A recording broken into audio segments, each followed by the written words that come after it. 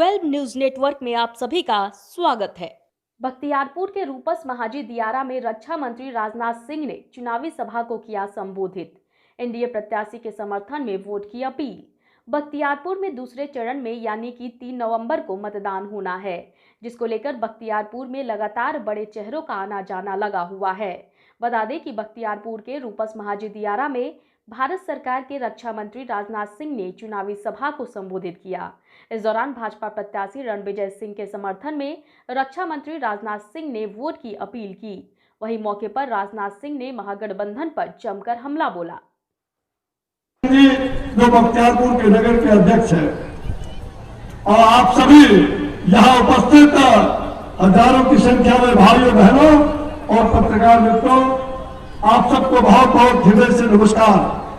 एक तरफ एनडीए की सरकार बनाने का होड़, एक तरफ विकास के लिए जो कृत संकल्पित है वो एनडीए, और दूसरे तरफ जो हमारे ऐसे लोग जिन्होंने बिहार में बिजली के लिए लाठियां चलती थी, गोलियां चलती थी, बिहार में अब बिजली के लिए कोई लाठी गोली नहीं चलता है।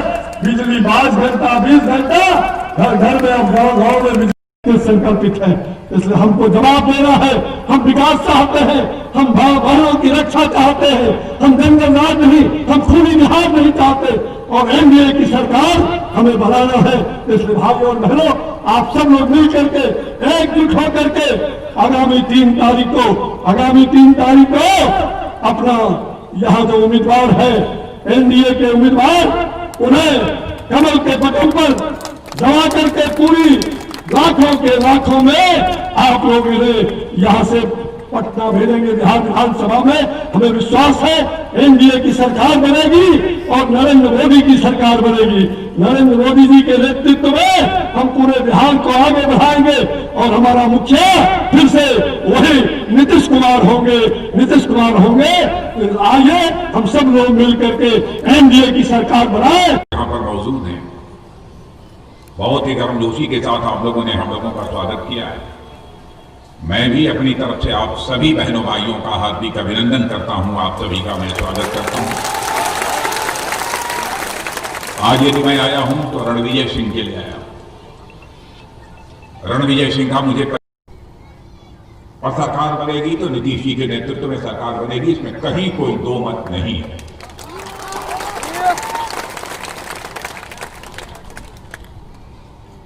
कोई ये कह सकता है 15 वर्षों तक नीतीश कुमार जी मुख्यमंत्री रहे, क्या करिश्माई काम कर दिया उन्होंने, क्या आप सरकार बनाना, उनके नेतृत्व में सरकार बनाना चाहते हैं? बहनों भाइयों, काम जितने हुए हैं उसकी अभी अश्विनी जी चौबे ने आपके सामने बहुत चर्चा की है,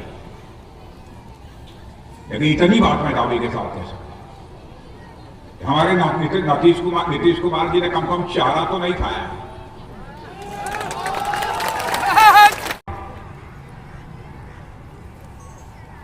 क्या उन लोगों को आप वोट देना चाहते हैं जो चारा खिलाने के आरोपों में जेल की हवा खा रहे हैं? बहनों भाइयों, यदि कोई नेता बनकर दी संपत्ति यदि बढ़ाने का काम करता है तो ईमानदार नेता नहीं माना जा सकता।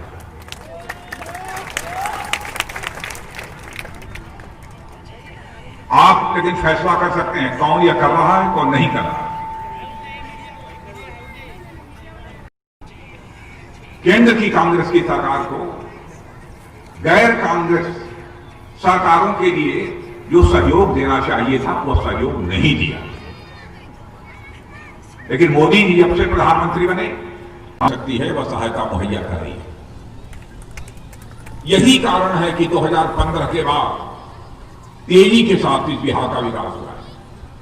बिजली मिल रही है, सड़कों के हालात पहले से बेहतर हुए हैं, हर जिले में इंजीनियरिंग कॉलेजेस बन गए हैं, बच्चों को पढ़ाई करने के लिए बिहार छोड़कर दूसरे राज्यों में जाना पड़ता गया है। मेडिकल कॉलेज भी खुल गए, महिलाओं के लिए हर जनपद में पॉलिटेक्निक खुल गए। क्या ये कोई कम विकास है? ये कैसा बिहार को बना दिया भाइयों। इससे क्या बिहार की मर्यादा सारी दुनिया में बढ़ती थी? भूरा बाल काटो, निकाली कैसे? क्या जाति पंथ और मजहब के आधार पर हम संघर्ष पैदा करके सरकार बनाना चाहते हैं?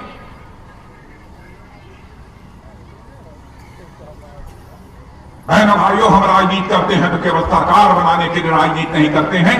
संग्राम का बिगुल जिस धरती से बजा हो, चाहे वो मंगल पांडे रहे हो, चाहे हमारे वीर कुंवर सिंह रहे, वहां पर ऐसी राजनीति हो रही है।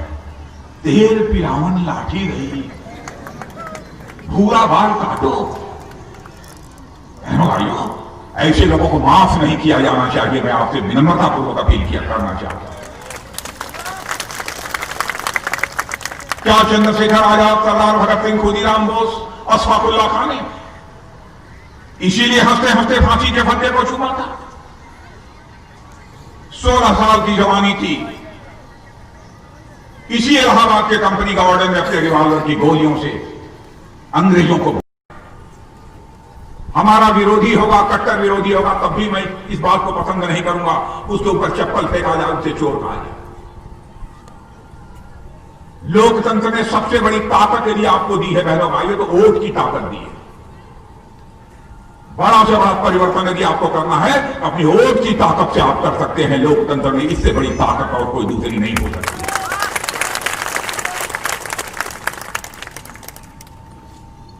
भारत मर्यादाओं का पालन करने वाला यह भारत था। भारत ने जाति पंथ मजहब के आधार पर राजनीति नहीं की। भारत के ऋषियों और मनीषियों ने केवल भारत की धरा पर, भगवान परशुराम ने क्रोधित होकर पूछा, कौन है इस धरती पर जिसने धनुष तोड़ दिया? विनम्रतापूर्वक हाथ जोड़कर भगवान राम ने कहा, नाथ संबुधन भंजन निहारा, कोई है कोई एक दास तुम्हारा। हे भगवान परशुराम, इस शिव धनुष को तोड़ने वाला और कोई नहीं होगा। यदि होगा तो हम जैसा आपका कोई दास ही होगा। यह है भारत की परंपरा में। इसलिए रणविजय सिंह को दीजिए, जाएंगे एनडीए की सरकार बनाएंगे, ईमानदार लोगों की सरकार बनाएंगे। इसलिए रणविजय सिंह को,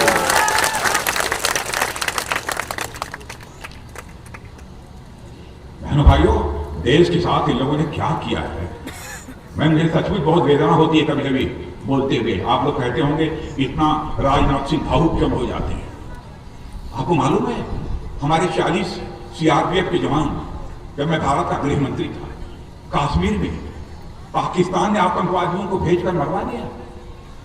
उसके बाद यहां कांग्रेस के नेता राहुल गांधी कह रहे थे कि इसके पीछे कोई ना कोई चाल है, कोई ना कोई साजिश है, चुनाव होने वाले हैं,